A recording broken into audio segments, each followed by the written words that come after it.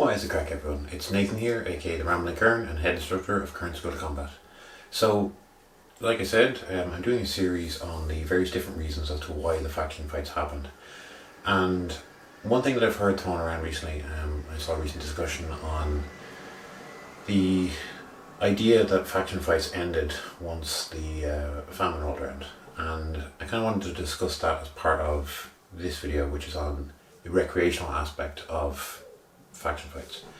So while there was a myriad of different reasons for them, one of the reasons that really can't be discounted is the pure want of a recreational form of violence, and that is kind of what happened with the faction fights.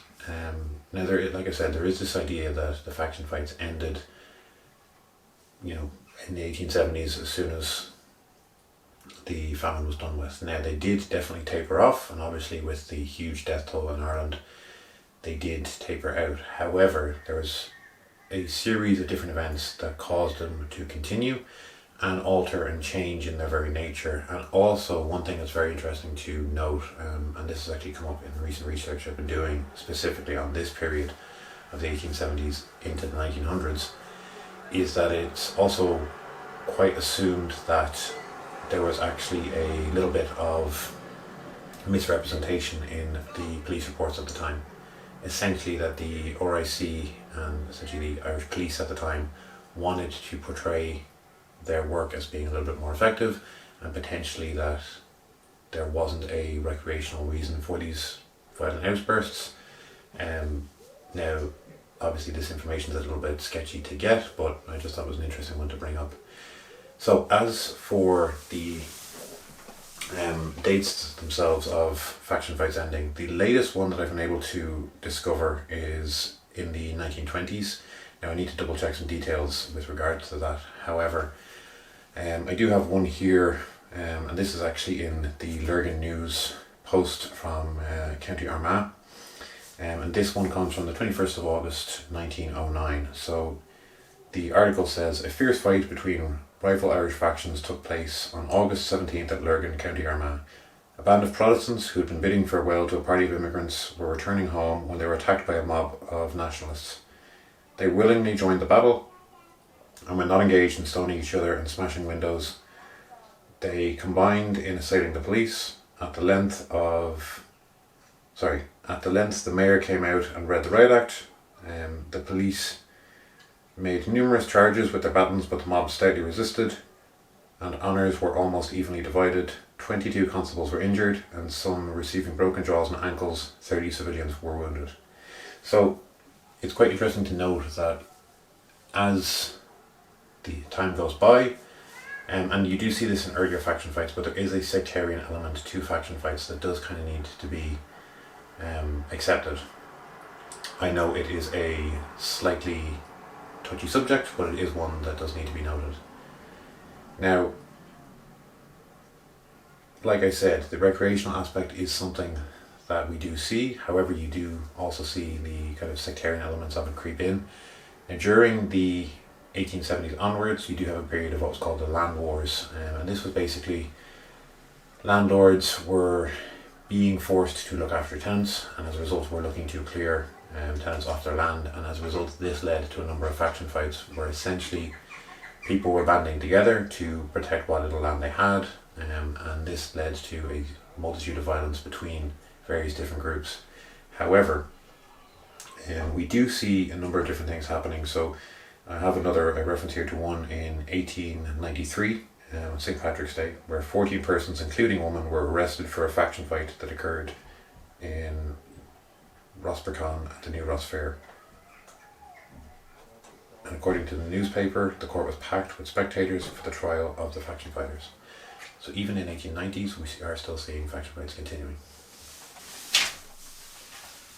So, as I discussed, there was obviously a recreational aspect to the violence that was going on. You can see this much earlier on, especially in Dublin, around the boxing matches that were held, which often led to faction fights occurring, especially between the Ormonds and the Liberty Boys. These were the two factions that I mentioned in a previous video about some of the differences between essentially rural and city faction fights as they occurred. And often what happened in the city was that you had factions who were responsible for looking after certain activities, and you see this within boxing. But also, interestingly, a piece that I came across, that you see this with regards to wrestling as well. So again, there's this idea that in the 1870s onwards that faction fights completely disappeared, but I just wanted to read this reference. So during the 1870s, the sporting culture displayed at the Phoenix Park, now widely recognised as Ireland's premier wrestling arena, was generally a complementary mix of good-humoured order that melded a sophisticated fight mentality with fair play.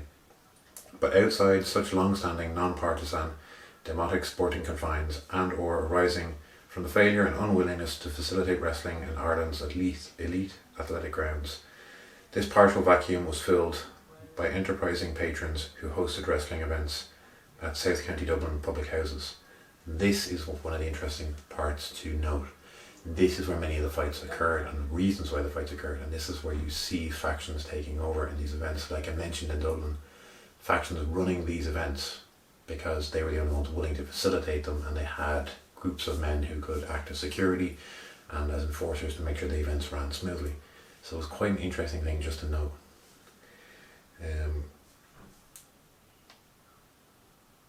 Where were we?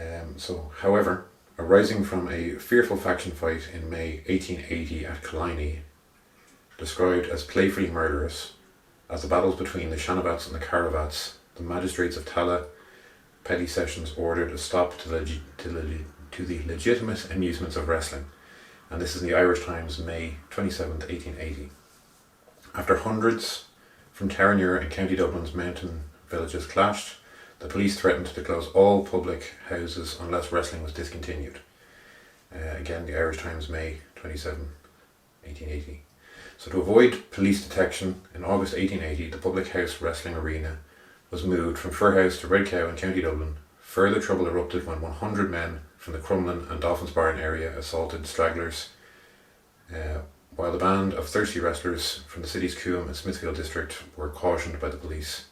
Another significant clash occurred in September 1880 at Clondalkin among combatants from the counties of Dublin, Wicklow, Meath and Kildare, with an estimated 10,000 men prepared to undertake a mass faction fight. Members of the Roman Catholic clergy called upon a prominent wrestler to ease tensions. So you can see here, even in the 1880s, we have huge faction fights about to take place with tens of thousands of people. And this, as I mentioned, is part of what I talk about with the need for recreational violence is something that you see in Ireland. Now, there is obviously at the time the land wars and various political events going on. However, from what I'm able to kind of discern from research, a lot of poor working class people weren't really too concerned with these things. However, the land war did have a great effect on these people.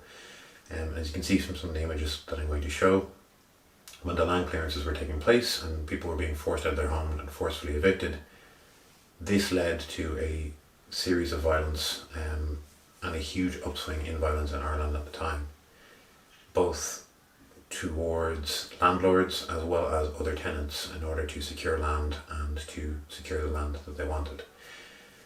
However, we cannot bypass the obvious examples of recreational violence occurring across the country, usually linked to major events, still linked to fairs and sporting events, and this continued for quite some time. However, there was a series of different things that started to drive this out. The temperance movement, the Catholic Church themselves were really pushing against it. The GAA helped to organise sporting matches, which took away a lot of the animosity and gave it a focus, as well as the establishment of the RIC, or essentially the Irish Police Force at the time, all of which really did help to stomp out the faction fights. And it wasn't simply just a case of the famine and then they were over. It was a multitude of things that kind of had a snowball effect over the years, which slowly rooted them out. However, they didn't stop until the early 1900s and to continue for quite some time. However, in a much smaller scale than what we see in the 1830s and 1840s. That, however, is a period where a series of specific events essentially came together to create a kind of perfect storm, which is when we see the peak of faction fights. and that's something I'll touch on in the next video. So I do hope you enjoyed this. I have reached my goal of 1,000 subscribers, so huge thank you to everyone who is supporting me and following the channel and following my work. If you're interested in trying out some Irish stick fighting, my group trains every week in Dublin City Centre. We teach the 2 surviving styles of Irish stick fighting, and we'd be delighted to have anyone down who wants to come and try. So once again, thank you very much for watching. I do hope you enjoyed, and slán.